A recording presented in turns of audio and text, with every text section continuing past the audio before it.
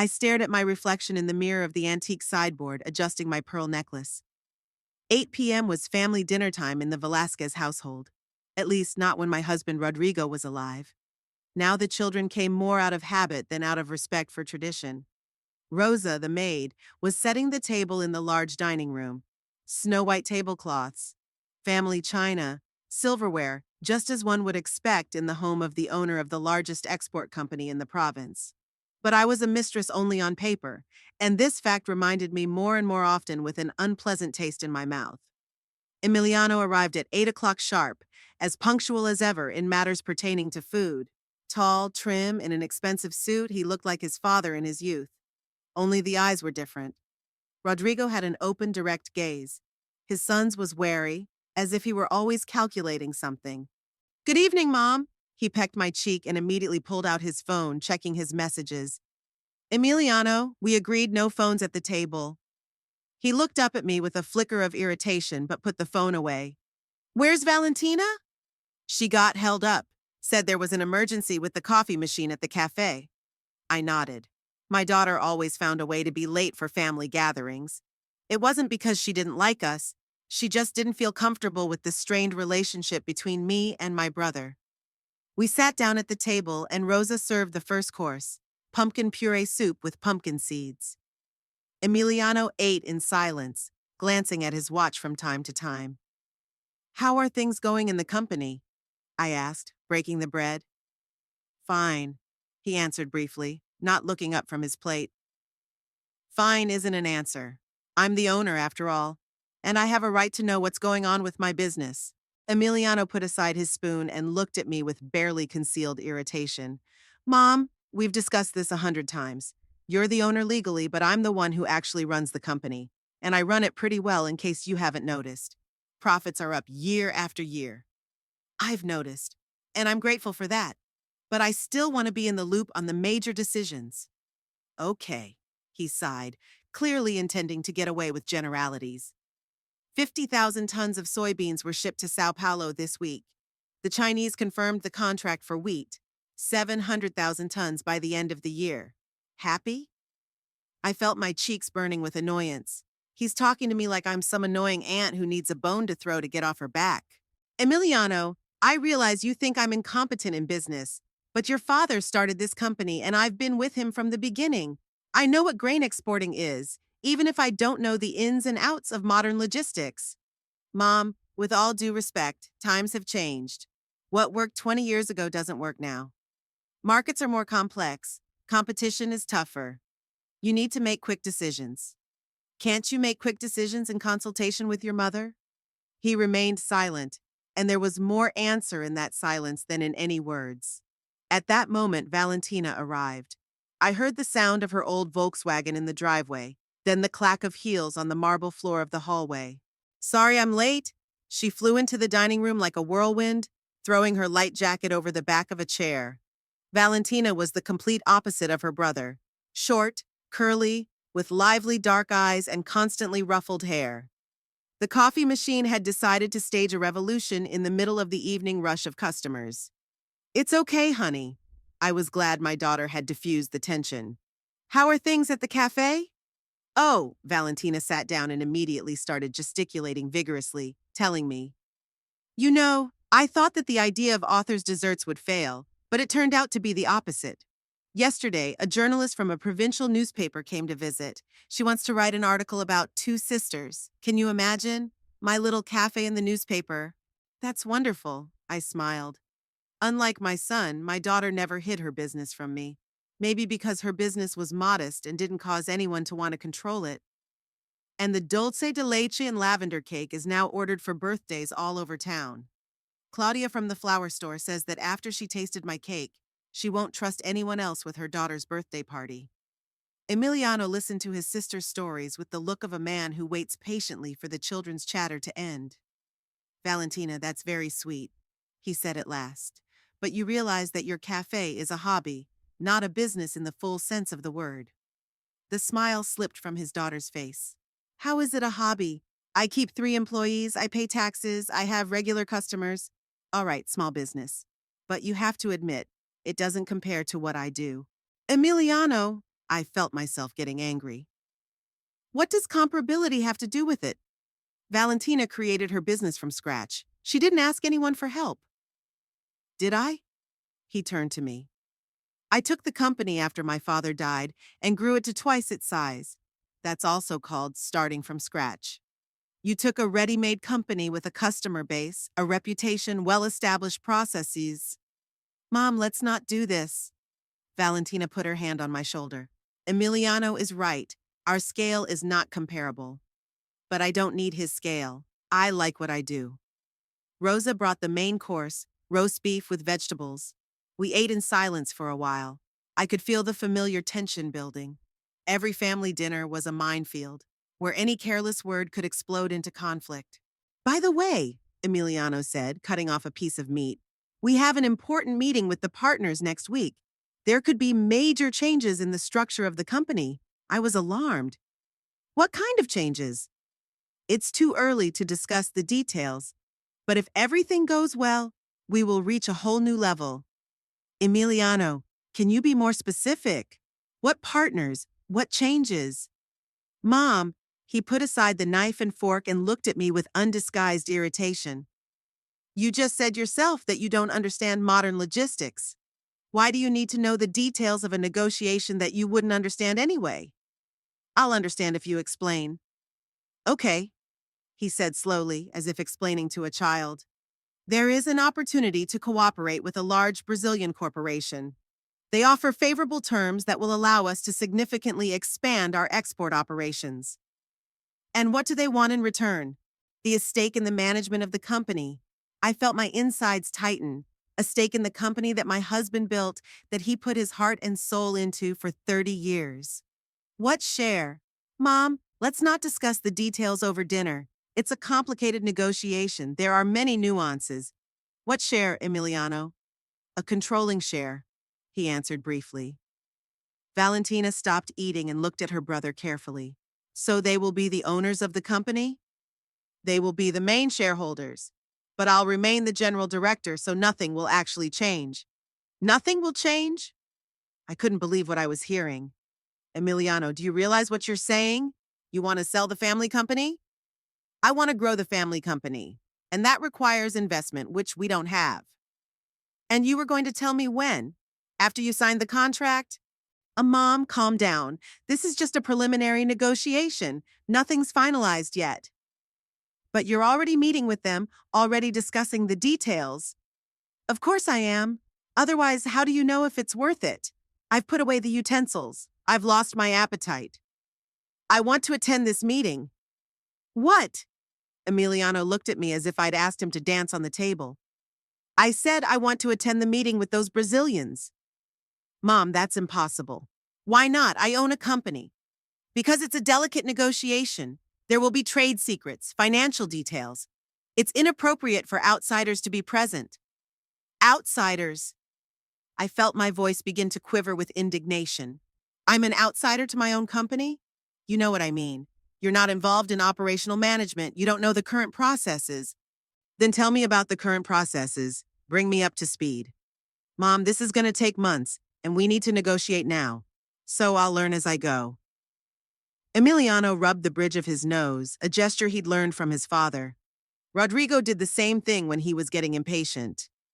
Listen, he said at last, let's be honest. You don't want to be there to understand the details of the negotiations. You want to control them.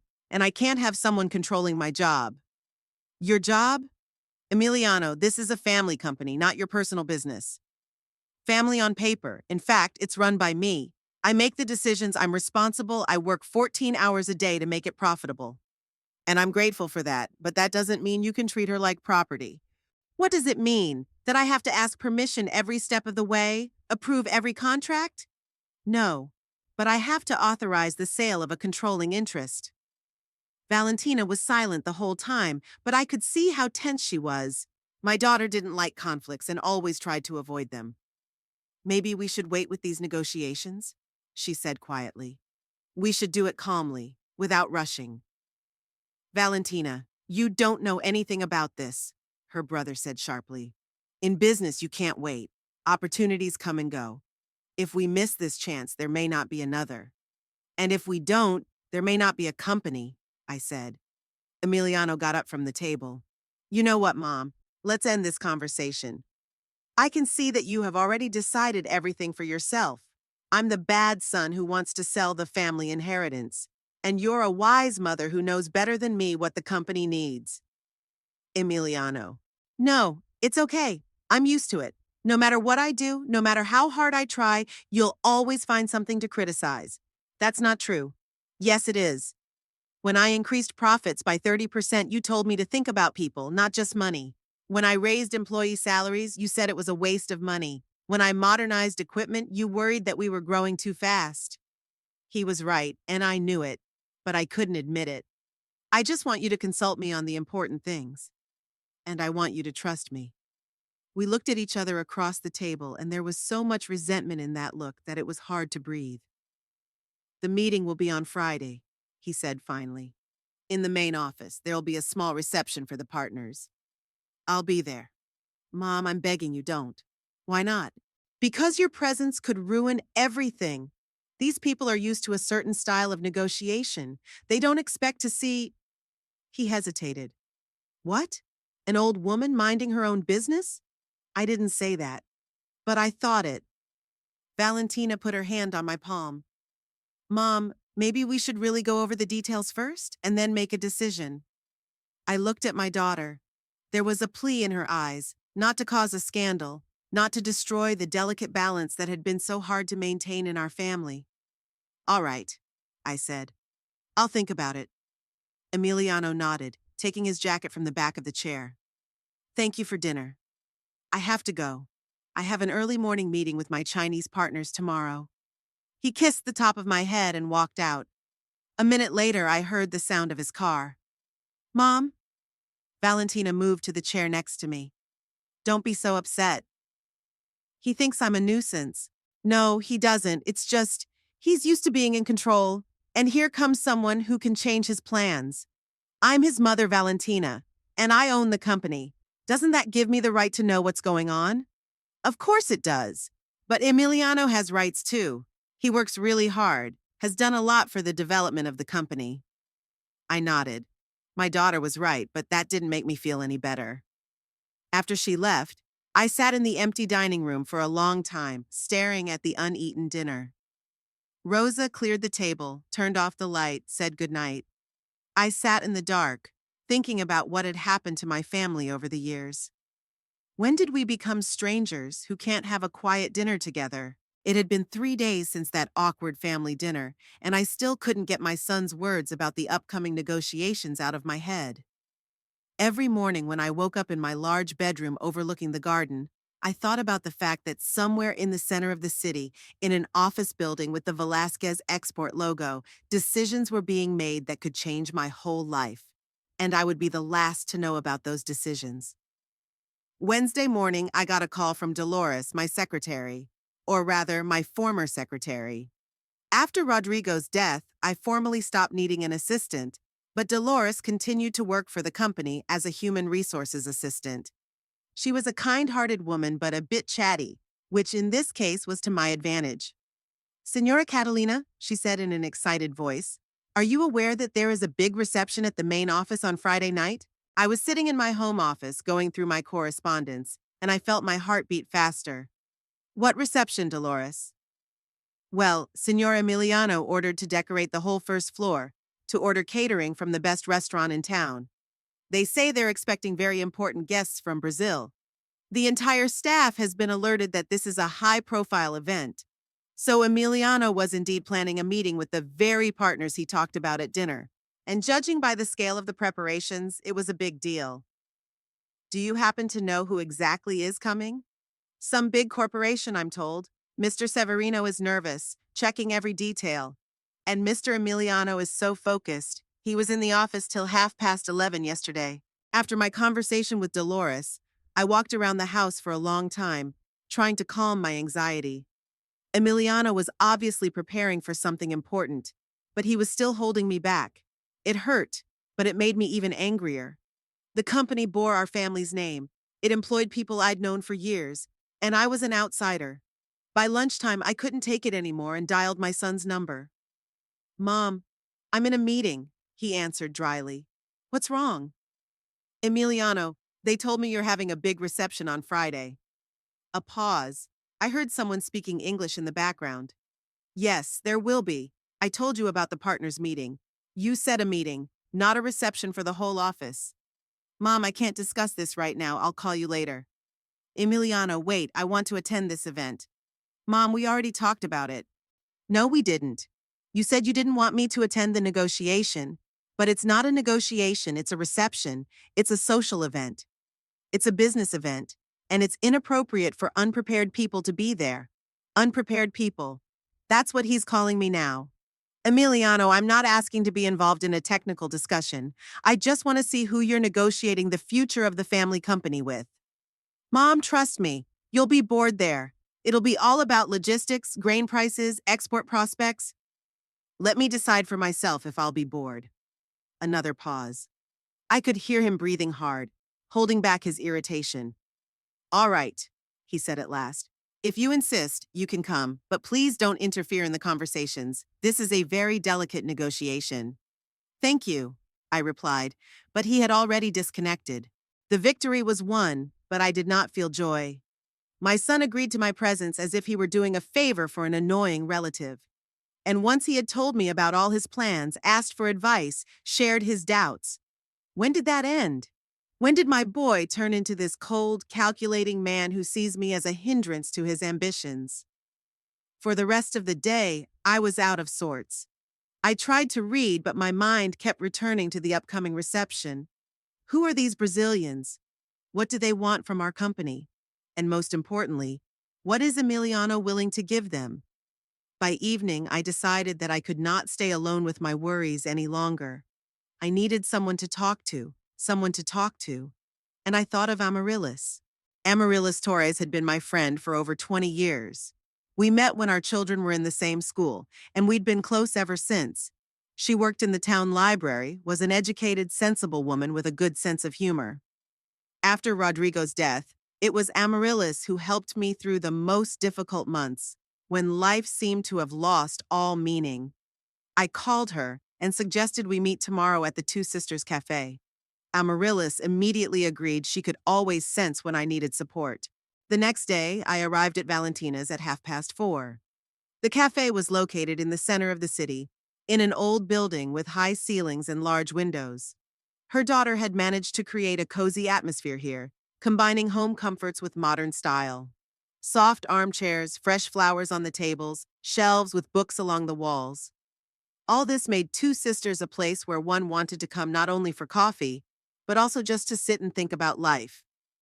Valentina was behind the bar, preparing some complicated coffee drink for a young couple at the window. When she saw me, she smiled and waved. Mom, take a seat by the fireplace. I'll be right out. I chose a table at the back of the room, next to the decorative fireplace. I could see the entire shopping area from there, but I could talk without fear of being overheard. Amaryllis arrived 10 minutes later, precise as always. Medium height with short gray hair and intelligent brown eyes behind thin-rimmed glasses. She dressed simply but tastefully. Today she wore a dark blue suit and a white blouse. Catalina, darling. She hugged me and sat down across from me. You look tired. I haven't been sleeping well the last few days. I can guess why. Emiliano again? I nodded. Amaryllis knew about our complicated relationship with my son, though I tried not to complain too often about family problems. Valentina came to our table with the tray. Mommy, your usual cinnamon cappuccino, and for Aunt Amaryllis, an espresso and a slice of carrot cake. Thank you, Sunshine. Amaryllis smiled. How are things going at the cafe? Not complaining. I've already got 3 orders of cake for tomorrow, and almost all the tables for family dinners are booked for the weekend. Good for you. Your mom would be proud. Valentina looked at me with concern. Mom, are you sure you're okay? You look like you haven't slept all week. I'm fine, honey. I'm just a little tired. My daughter clearly didn't believe me, but she didn't insist. She kissed me on the top of my head and went back to her work. Tell me, Amaryllis said, stirring the sugar in her espresso. I started with that awkward dinner 3 days ago. The call from Dolores, the conversation with Emiliano. Amaryllis listened attentively, nodding occasionally, not interrupting. You see, I said, taking a sip of cappuccino, I feel like I'm losing my son. Not just as a company manager, but as a human being. He's become a stranger, cold. He talks to me like I'm an annoying obstacle to his plans. Or maybe he's just afraid. Afraid of what? Of disappointing you. Or not living up to expectations. You know what it's like to run the company your father built. To constantly feel like you're being compared to him. I wondered, was I really comparing Emiliano to Rodrigo? I suppose so. My husband was an open man, never hid important decisions from me, consulted me, asked for my opinion. But the son was secretive, suspicious, as if he was afraid that any information would be used against him. But Rodrigo did not immediately become so open, continued Amaryllis. Do you remember how nervous he was in the early years, when the company was just starting to grow? How worried he was about every failed contract? I do. But he never cut me out of any major decisions. Because you were husband and wife, and you and Emiliano are mother-son. It's a very different dynamic. Amaryllis was right, but that didn't make it any less painful. You know what bothers me the most? I said. Not that he doesn't consult me about current affairs. It's that he's willing to make a big decision like selling a controlling interest without even informing me.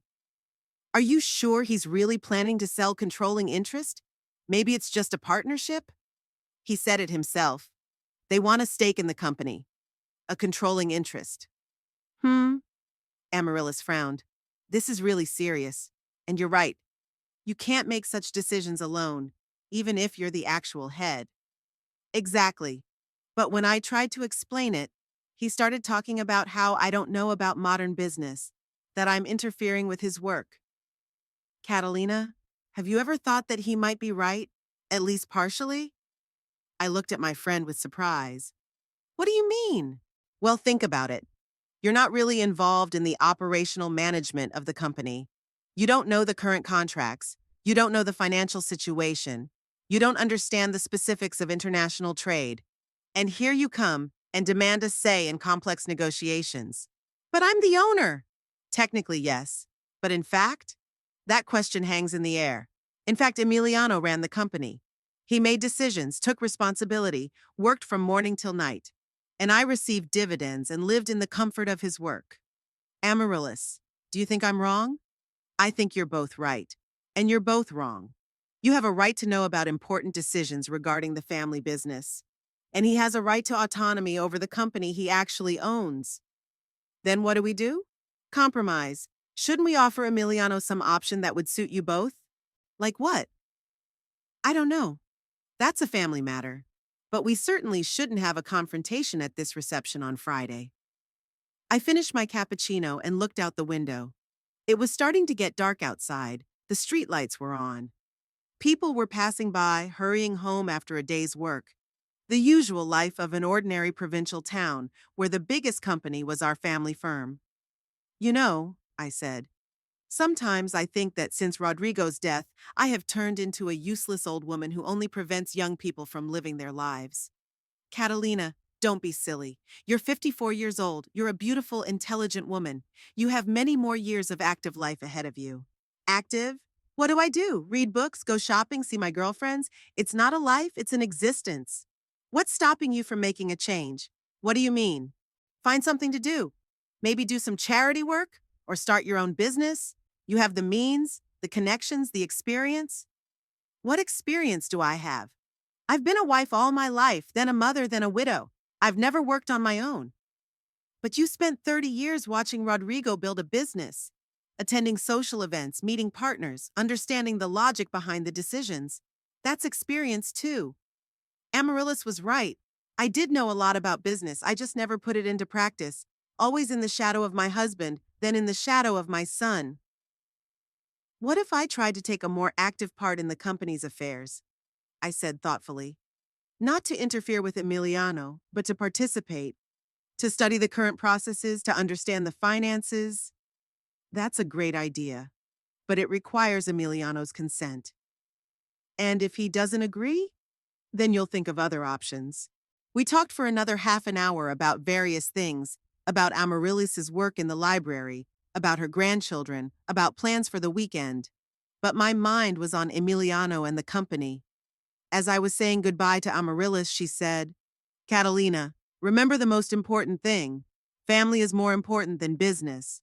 Whatever decisions you make, think first and foremost about how to maintain your relationship with your children. I came home determined to have a calm talk with my son, explain my position, find out what his plans were, find a compromise. But when I dialed his number, the phone was disconnected. I tried again an hour later, same result. Before going to bed, I sent him a message. Emiliano, we need to talk seriously. Let's meet tomorrow and discuss the situation calmly, without emotions. I'm ready to listen to your arguments and find a solution that will suit both of us. There was no answer. Lying in bed, I thought about Amaryllis's words. Am I really bothering my son? Or is he simply unwilling to share power? And which is more important, my rights as an owner or his rights as the man who actually runs the company? Tomorrow is Friday. Tomorrow is the very reception to which I was so reluctantly invited. And perhaps tomorrow I would find out what the future held for the Velasquez family company. Friday came gray and rainy. I woke up with a heavy feeling in my chest and the realization that today could change a lot of things in my life. Emiliano never responded to my message, although the messenger showed that he had read it. That little detail, the two blue unanswered check marks, stabbed painfully. Once upon a time, my son never left my messages unanswered. After breakfast, I stood at the window for a long time, watching the raindrops drip down the glass. Amaryllis's words about family being more important than business kept rolling around in my head. But what if business is the foundation of family? The company bore our family name, fed us for 30 years, was Rodrigo's life's work. Is Emiliano really ready to give it all away to strangers? By 11 in the morning, I couldn't bear the uncertainty and drove to Valentina's house. Maybe the daughter knew more than she was saying at that family dinner. Or at least she could give me advice on how to behave. The Two Sisters Cafe was usually not crowded at that time. The morning rush of customers had already subsided, and the lunch rush had not yet begun. Valentina was standing behind the counter, writing something down in her notebook, probably planning the menu for the next week. When she saw me, she raised her eyebrows in surprise. Mom, you were here yesterday. Did something happen? I sat down at the same table by the fireplace as yesterday with Amaryllis. Valentina brought me coffee and sat across from me, scrutinizing my face. Darling, there's something I need to find out. About your brother. What is it? Valentina, be honest, you really don't know anything about what's going on in the company? Emiliano never tells you about his plans? Her daughter twirled her napkin in her hands, obviously searching for words. Mom, you know that Emiliano and I aren't very close. Since Daddy died, we've kind of drifted apart, distant from each other. But still, did he say anything about the upcoming negotiations? Valentina sighed. To be honest, yes. I'm concerned about his behavior too. In recent months, he's been a little strange, nervous. And a couple weeks ago, he stopped by my place late at night when the cafe was closing. What did he say? Nothing specific. But he looked like he'd made a big decision, and now he was wondering if he'd done the right thing. I asked him if everything was okay with the company, and he said it would change soon. For the better, as he put it. Better for who? I don't know. I tried to ask him, but he wouldn't talk. All he said was that sometimes you have to take risks to get really big opportunities. That made me even more worried. It seemed that Emiliano was planning something serious, but he kept his intentions secret, even from his sister. Valentina, don't you think we should try to find out more? Not from Emiliano. He won't say anything. But from someone else? Like who? I don't know. From the company's employees? The daughter thought, tapping her fingers on the table. What about talking to Uncle Severino? Severino Castillo had worked with Rodrigo since the company was founded. He started out as a freight forwarder, then became a logistics assistant, and when the business grew, he became deputy director.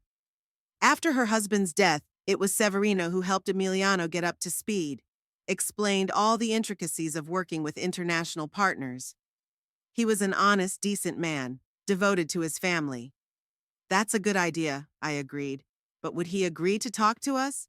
After all, he reports to Emiliano now. Mom, Uncle Severino loved Dad like a brother, and he loves us all. If he sees something wrong going on, he won't keep quiet. How do we find him? Should I call the office? No, not on the phone. Uncle Severino comes here every day at 2:30 for lunch. He always sits at that corner table, orders meat empanadas and black coffee. You can wait for him here. I looked at my watch. It was 12:30. It was an hour before Severino showed up. Valentina, could you stay with us? Just the three of us? Sure, Mom. To be honest, I want to know what Emiliano is up to, too. The next hour dragged painfully slow. I tried to read the magazine I'd grabbed off the shelf, but my mind kept returning to the conversation at hand. What if Severino refused to talk? Or on the contrary, confirm my worst fears? The lunch crowd began to arrive at the cafe. Valentina moved between the tables, taking orders, but I could see that she was nervous too, glancing at the front door. At exactly 2:30, Severino showed up. He was a short, stocky man of about 48, with graying temples and a kind but tired face. He was dressed in a dark suit. He must have come straight from the office. Signora Catalina! He was surprised to see me. What a surprise! How are you? Hello, Severino. Sit down, please. I need to talk to you. He sat down at our table, but I could see the wariness in his eyes. Valentina brought him his usual order of empanadas and coffee and sat down next to him. Severino, I began cautiously, you've worked with my husband for many years. You know our family. You understand what the company means to us. Of course, Senora. Don Rodrigo was like an older brother to me, and the company is my life's work. Exactly. So I hope you understand my concern. Severino took a sip of coffee without taking his eyes off me. What concern? Emiliano is talking about some negotiations with the Brazilian partners, a merger. But he doesn't want me to know the details, and as the owner of the company, I have a right to know what's going on. Severino was silent for a moment, clearly considering what he could and could not say. Signora Catalina, I understand your concern, but I work for Signor Emiliano, and I cannot discuss confidential information without his permission. Severino, Valentina interjected, we're family. It's not about hurting Emiliano or the company. Mom just wants to understand what's going on. Uncle Severino, I continued, do you remember how Rodrigo always said that family is the foundation of business, that you can't make important decisions without consulting your loved ones? Severino's face twitched. I could see that he was struggling with himself, trying to decide where the line was between loyalty to his current boss and loyalty to the memory of an old friend.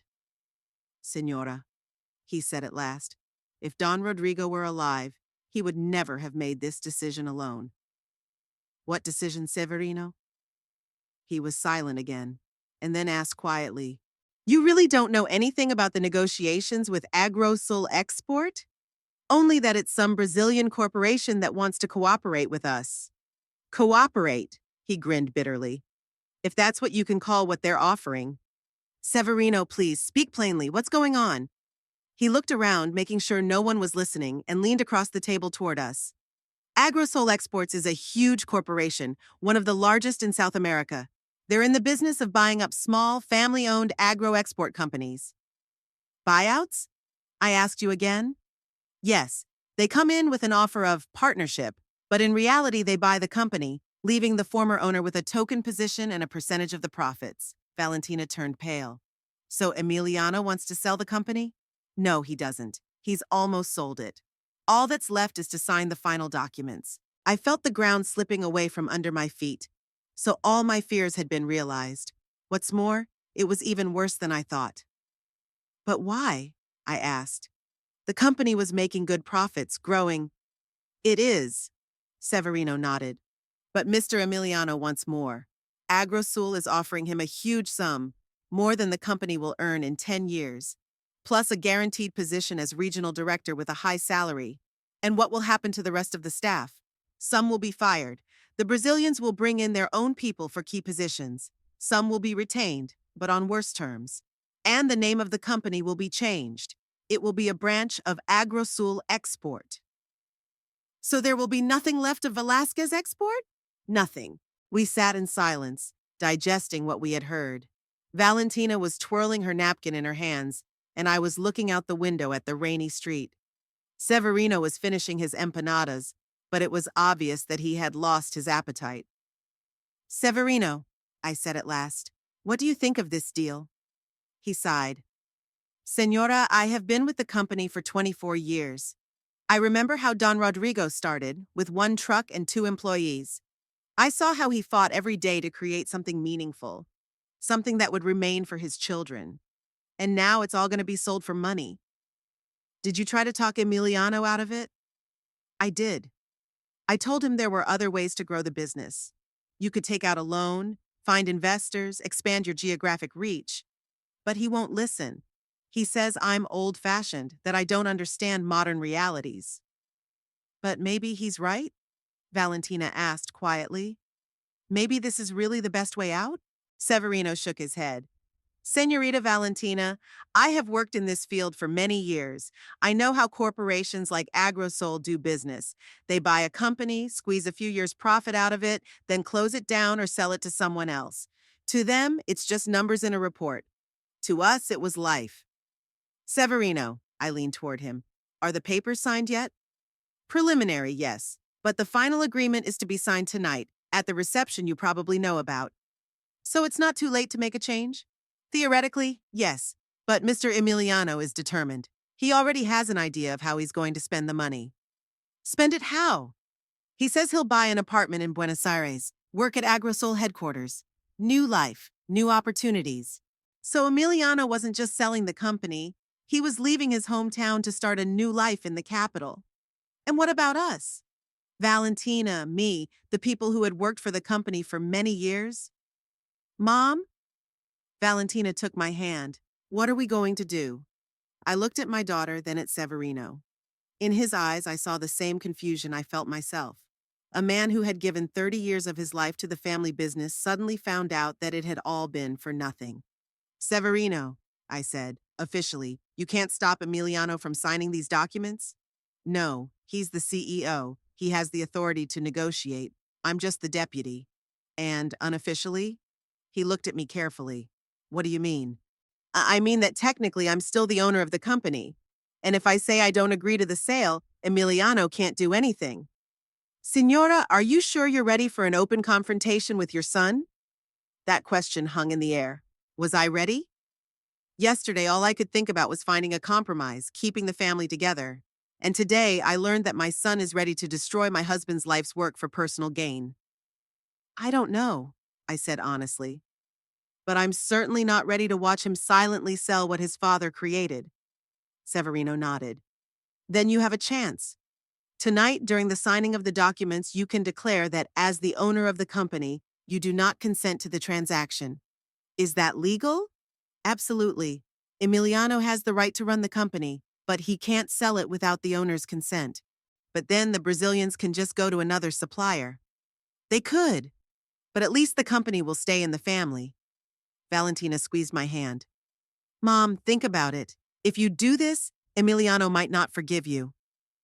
And if I don't, I won't forgive myself.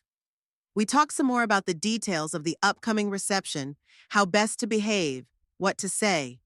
Severino promised to be there to support me if I needed it. Valentina also said she would come, not as a negotiator, but just to be with me. When Severino left, it was just me and my daughter. Mom, are you really ready to do this? Valentina, I've been a dutiful wife all my life, then a dutiful mother. Always giving in, always compromising, and now I see where it's gotten me. Emiliano doesn't even think it's necessary to inform me of such important decisions. But he's your son, which is exactly why I have to stop him. Because selling the family company is a mistake he can't undo. We sat in the cafe for another hour discussing the details of the evening ahead. And as I drove home, I had one thought in my head. Tonight would decide the fate not only of the company, but also of our family relationship. I returned home after my conversation with Severino in a state that is hard to describe in words. Anger, frustration, confusion, all mixed into one heavy lump that pressed on my chest and made it hard to breathe. Emiliano was going to sell the company his father had created, and he hadn't even bothered to warn me about it. What's more, he'd lied to my face, calling the sale a merger and partnership. I walked around the house trying to calm myself down. In the living room hung a portrait of Rodrigo, a commissioned oil painting for his 50th birthday. My husband looked down from the canvas with the calm, confident gaze of a man who knows he's creating something important, something lasting. What would he have said when he learned of his son's plans? Would he understand Emiliano's desire for independence? Or, like me, would he see it as a betrayal of family values? By 6 p.m., I realized I could no longer remain in the dark. I needed to hear the official version from Emiliano himself, to give him one last chance to tell the truth. I dialed his number and he answered almost immediately. "Mom, I'm very busy." I heard voices, music, glasses clinking. The party had already started. "Emiliano, I won't keep you long. I just want to clarify. At what time should I arrive?" A pause. A long pause. "Mom, maybe we shouldn't. I told you this was just a business conversation." "But yesterday you agreed that I could be there." "Yes, but now I realize I was wrong. You see, the partners are very conservative people. They're not used to having outsiders in business meetings. Outsiders. There's that word again. Emiliano, I own the company. How can I be an outsider in a meeting about her future?"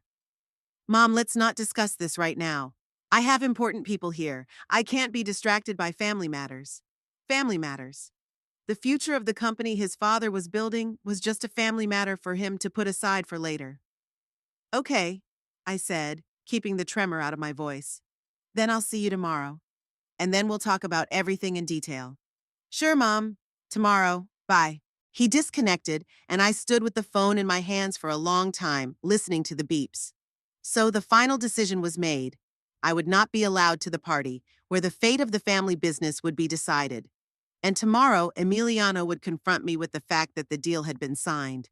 I sat in the chair by the window and tried to sort out my feelings. What hurt me the most? The fact that my son was making such important decisions without me, or that he was cheating in the process. Or maybe the most painful thing was the realization that I had really become a burden for him, a hindrance in achieving his goals. At 8:30, I realized I couldn't stay alone with my thoughts any longer. I needed someone to talk to get advice, or at least to talk to. I called Amaryllis. "Catalina, darling, how are you?" My friend immediately recognized the tension in my voice. "Amaryllis, can I come over? I really need to talk to you." "Of course you can. I've just made some herbal tea. We can sit and talk." Amaryllis lived in a small but cozy house in the old part of town. She had inherited the house from her parents, and she had carefully preserved its original appearance: high ceilings, wooden floors, antique furniture. A fireplace burned in the living room, and a vase of fresh flowers stood on the coffee table. "Sit down, tell me what happened." Amaryllis poured tea into a thin porcelain cup. I started by talking to Severino, telling him everything I'd learned about Emiliano's real plans. My friend listened attentively, nodding occasionally, not interrupting. When I finished, she was silent for a long time, pondering what I'd heard. "So he's not just going to sell the company but leave town altogether?" "I don't know what he's going to do. Maybe he's going to stay on for the new owners, or maybe he'll leave with the money." "What about you, Valentina? Has he given any thought to what's going to happen to you?" "I don't know."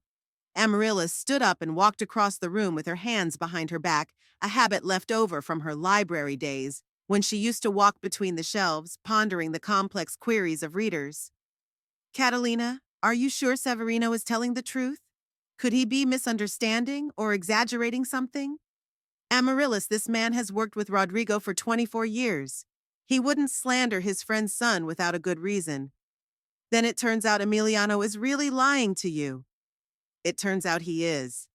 My friend returned to her chair and looked at me carefully. "What are you going to do?" "I don't know.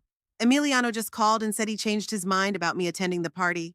Now he thinks the partners won't understand the presence of outsiders." "What did you say?" I agreed. Said I'd talk to you tomorrow. "That's it? What else could I say? Make a scene over the phone? Demand to be let in by force?" Amaryllis poured herself a cup of tea and stirred the sugar thoughtfully. "Catalina, remember what I said yesterday about family being more important than business?" "I do." "Well, I was wrong, or rather not quite right." I looked at my friend in surprise. "What do you mean?"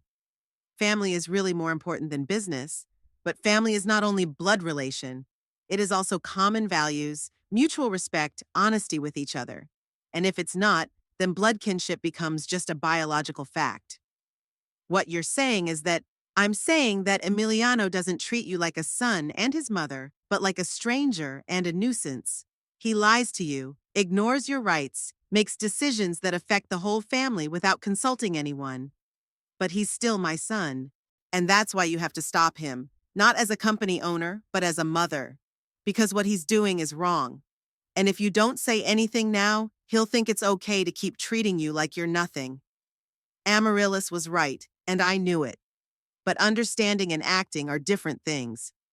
Amaryllis, what can I do? Emiliano won't let me go in there. Who says he has to let you in?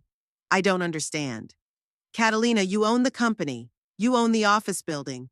You have every right to go in there anytime you want. But it's unseemly to show up uninvited to a business meeting. Is it decent to lie to your mother and sell the family business without her knowledge? I was silent, thinking over my friend's words. Really, why should I play by the rules Emiliano had set? Why should I act like an obedient but superfluous relative? But what would I tell them? How do I explain my appearance?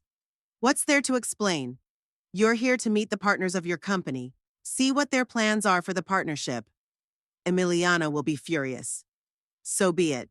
You'll get the truth firsthand, and you'll be able to draw your own conclusions about whether or not to take the deal. We discussed the details for another half hour. Amaryllis offered to come with me for support, but I declined. It was my case and I had to handle it myself. Catalina, she said, remember this. You are not begging for alms. You are defending your legal rights and the interests of your family. I got home around 10 o'clock at night. The office party was apparently in full swing. As I drove past the company building, the first floor windows were brightly lit, and there were many cars in the parking lot, including several with Brazilian license plates. At home, I stood in front of the bedroom mirror for a long time deciding what to wear. On the one hand, I wanted to look respectable, as befitted the owner of a large company. On the other hand, not too provocative so as not to create unnecessary tension. In the end, I chose a dark blue dress, pearl jewelry, and a small purse. When I was ready, I looked at myself in the mirror again. In front of me stood a 54-year-old woman who had been used to giving in, agreeing, and not causing problems all her life. But today, this woman was going to stand up for herself for the first time in her life. I took the car keys and left the house. It was drizzling outside, the air smelled of fall and wet leaves. The city lived its usual evening life. Someone hurried home after work, someone went to a movie or a restaurant, and I was on my way to a meeting that could change the rest of my life. On the way, I thought about what I would say to Emiliano, how I would explain my appearance to the Brazilians, how I would behave. But the closer I got to the office, the more I realized that I had no plan. There was only a firm decision to find out the truth and protect what was dear.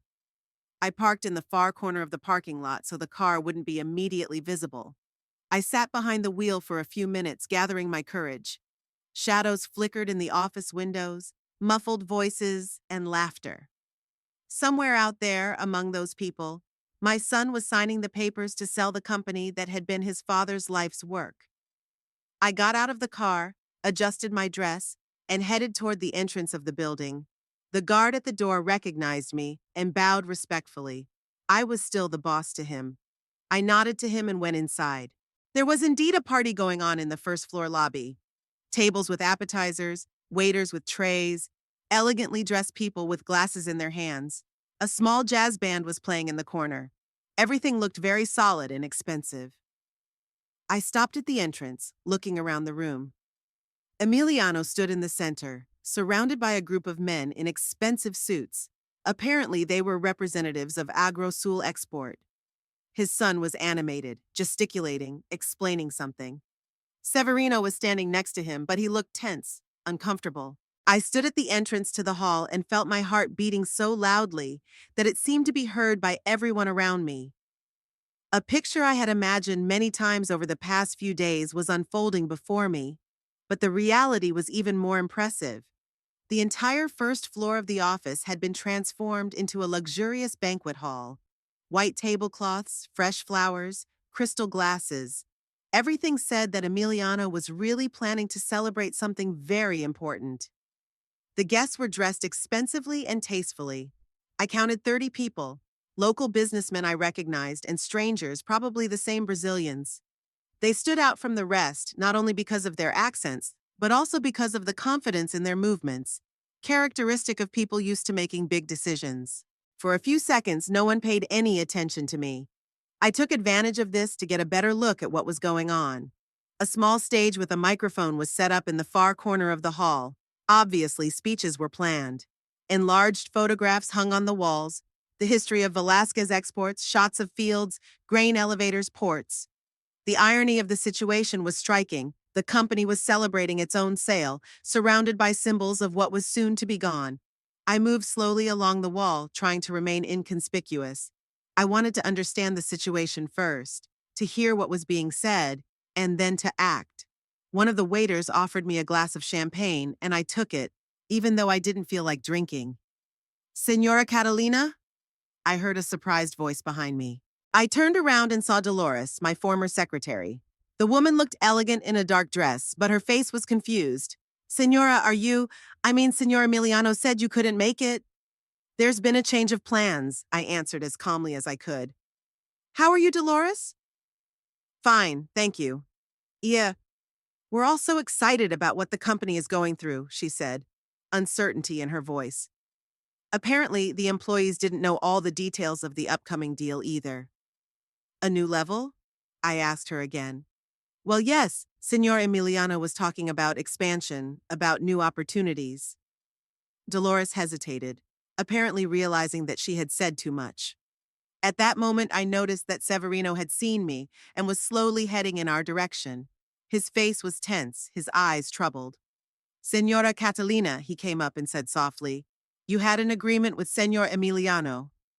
We discussed many things with him, Severino, but there were no final agreements. Has he seen you yet? No. Has the ceremony already begun?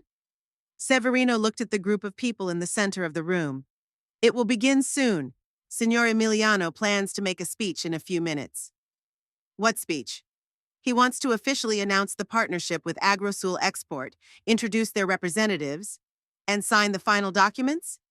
Yes, the signing ceremony is scheduled right after the speeches, so I got here just in time. A few more minutes and it would have been too late to change anything. Severino, I said quietly, you realize this is wrong, don't you? He nodded, not averting his eyes. I do, Senora, but I don't know how to stop it. I do. At that moment, Emiliano approached the microphone. He wore an expensive dark suit, looking confident and solemn. Tapping on the microphone, he attracted the attention of the guests. Dear friends, colleagues, partners, he began, and the hall gradually fell silent. Today is a special day for Velasquez Export, a day that opens a new chapter in our history. I stood against the wall and listened to my son talk about the future of the family business. There was no sadness or doubt in his voice, only the enthusiasm of a man who gets what he wants.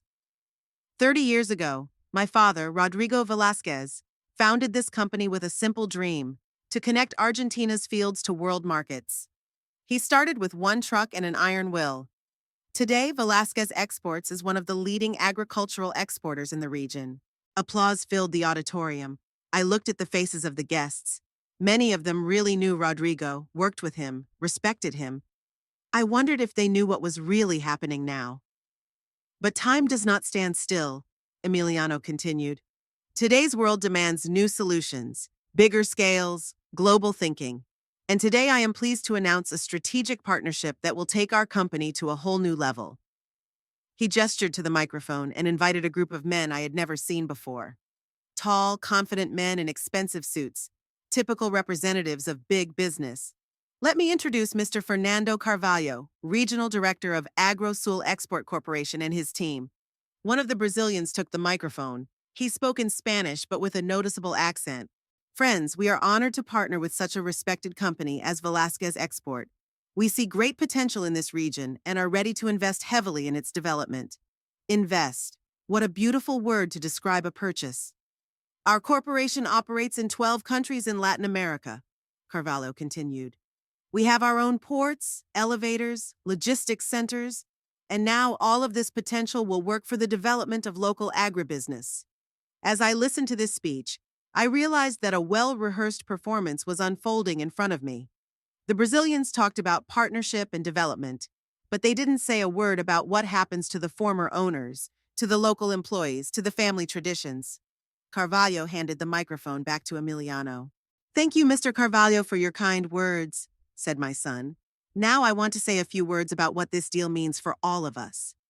He paused, looking around the room, and then our eyes met. I saw Emiliano's face change dramatically. First surprise, then confusion, then poorly concealed panic. He clearly hadn't expected to see me here. "This deal," he continued, stammering slightly, "means new opportunities for everyone. Stability, growth, prospects." I put my unfinished glass of champagne on the nearest table and slowly made my way toward the stage. The guests parted in front of me. Many of them recognized me and nodded respectfully. Dolores whispered something to her neighbor, pointing at me with her eyes. Severino followed, ready to support me if I needed it. "And I'm sure this partnership will benefit all parties."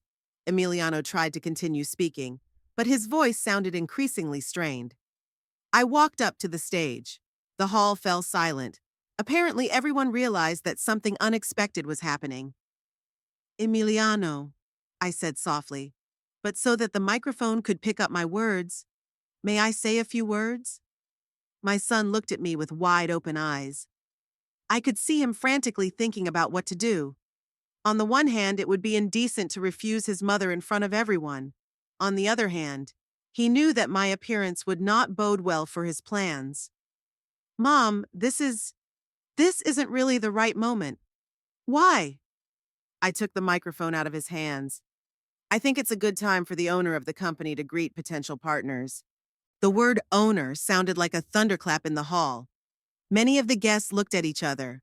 Apparently not everyone knew who formally owned Velasquez Export. Carvalho frowned and said something quietly to his colleagues. Emiliano stood next to me, and I could feel the tension radiating from him. "Dear guests," I addressed the room, "my name is Catalina Velasquez. I am the widow of the founder of this company and its current owner." The room froze. Everyone realized that something important was about to happen. "I would like to thank the representatives of AgroSul Export Corporation for their interest in our company. It's always nice when your business is appreciated." Carvalho relaxed a little. I guess he thought I was going to support my son. "However," I continued, my voice getting firmer, "I must be clear about what exactly is going on today." Emiliano tried to take the microphone from me. "Mom, let's not—" "Emiliano, please let me finish." I took a step back, not giving up the microphone. "Mr. Carvalho spoke about partnerships and investments. My son spoke of new opportunities. But no one told the truth about what was actually being offered." The room became so quiet that only the hum of the air conditioners could be heard. "The truth is that AgroSul Export Corporation is not offering a partnership but a purchase. A complete purchase of Velasquez Export with all assets, customer base, and naming rights." There was a whisper among the guests. Carvalho and his colleagues looked at each other with obvious displeasure. "The truth is," I continued, feeling my voice grow more confident, "that after this deal, there will be nothing left of the family company my husband spent 30 years building. The name will change, some of the employees will be fired, and the management will go to people for whom our city is just a dot on the map." "Senora Velasquez," Carvalho intervened, "you misunderstand the nature of our proposal." "Mr. Carvalho," I turned to him, "I understand your proposal better than you think. You are offering to buy our company for money that will allow my son to live in Buenos Aires, working for you. It's a fair deal for you and for him. But not for me and not for the people who have worked here for years." Emiliano grabbed my arm. "Mom, stop it! You're ruining everything!" "What am I ruining, Emiliano? Your plans to sell the family business without the family's consent? It's none of your business. I run the company. You run it, but you don't own it." I released my hand and took the microphone again. "And that's why I have to say this." I paused, gathering my courage for the most important statement of my life. "I, Catalina Velasquez, as sole proprietor of Velasquez Export, officially declare that I do not consent to the sale of the company to AgroSol Export Corporation or any other organization." The hall exploded with whispers and exclamations of surprise. Carvalho turned purple and said something furiously to his colleagues. Emiliano stood thunderstruck. Moreover, I continued, feeling all the fear of conflict that had accumulated over the years disappear, I'm making a decision to change the management of the company. As of today, my daughter Valentina Velasquez is appointed General Director of Velasquez Export. This announcement came as a complete surprise even to me. I hadn't planned to talk about Valentina, but the moment I said it, I realized it was the only right decision. My daughter would never sell out the family business. She has a sense of responsibility that her son apparently doesn't have. And Emiliano Velasquez is relieved of his position as CEO as of today, I added, looking directly at my son. Emiliano stood white as chalk. I saw shock, rage, incomprehension in his eyes. You can't do this, he whispered. I can. And I am. Carvalho walked toward the stage with a determined look. Senora Velasquez, we have signed preliminary agreements. Signed by someone who has no right to dispose of the company without the owner's consent, I replied. Those agreements are null and void. We'll see about that! Carvalho was furious. Our lawyers will look into the situation. Please do, just don't do it here. This interview is over. I turned off the microphone and walked off the stage. The room was buzzing like a disturbed beehive. The Brazilians were about to leave, discussing something angrily among themselves. The local guests stood confused, not knowing what to do now. Emiliano caught up with me at the exit of the hall. Do you realize what you've done? He grabbed my arm, his face contorted with rage. You just destroyed a deal worth millions of dollars. I saved the family company from being destroyed. What destruction?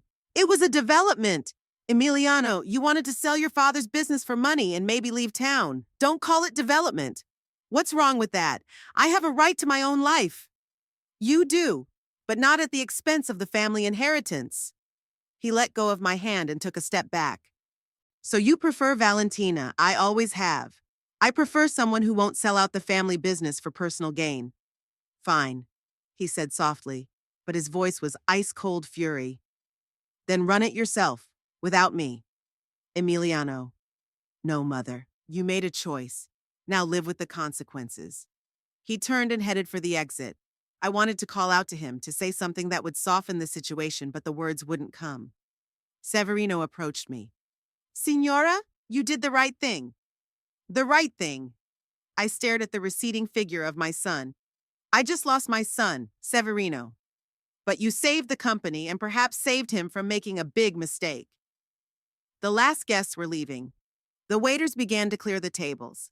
The jazz band was packing up their instruments. The party was over before it had even begun. I stood in the empty room and thought about how everything would change now. Emiliano wouldn't forgive me for this humiliation. Valentina would have to leave her cafe and take on a big business she wasn't ready for. And me. I finally felt like I was in charge of my own life. For the first time in years,